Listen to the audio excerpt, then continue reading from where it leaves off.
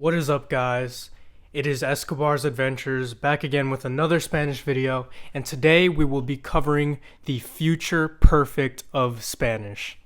Now, all of you by this point should know that I absolutely love my less commonly used Spanish verb tenses. I think it's wonderful to learn them and apply them to your own Spanish. To keep the sort of old parts of the language alive is something so beautiful to me, and that's why I make these videos. So, just like my video on the future tense, the future perfect is one of those things that adds flair to your Spanish again.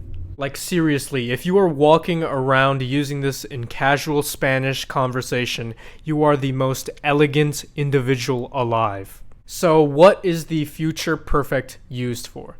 The Spanish future perfect is used to dictate that something will have been done in the future. Will you have lost all your money at the casino in the future? Then you need to use the future perfect. In the future, will you have earned enough money to fix your broken down Nissan Maxima 2001?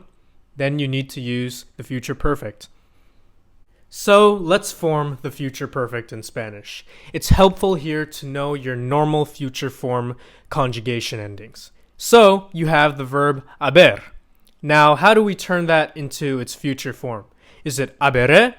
It's not, because the verb haber is irregular in the future tense. So, instead of just saying habere, it's habre.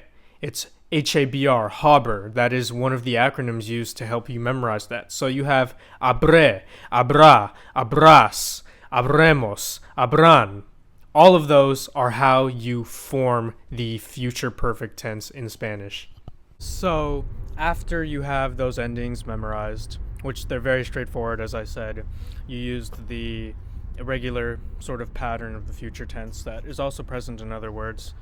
You need to know your ado and ido endings, and Spanish speakers know those by default, and learners get the hang of those very easily, except for the irregulars. So your ado and ido endings combined with this tells you what you will have done. And it's important to also keep the irregulars in mind, which a lot of Spanish speakers, first generation Spanish speakers, second generation Spanish speakers struggle with this. So, habré puesto, not ponido, habré hecho, not sido, habré escrito, not escribido. And after you iron out those sort of errors with the irregulars, you can just start using this tense to tell people what you will have done, or to ask people, will you have done something? It's very beautiful. It's a very small thing. I think it's very straightforward, and it just adds that flair that I'm talking about onto your Spanish.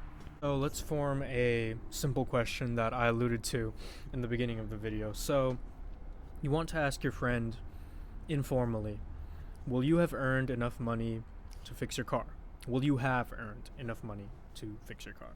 So the first step is to look at the conjugations, and this is for speakers as well, because I know you can get the hang of this rather quickly, but it's easy to sort of just skip through, to make sounds blend, and people will still generally get what you're saying. So let's look at the verb endings. Habré is what I would say when I'm talking about myself.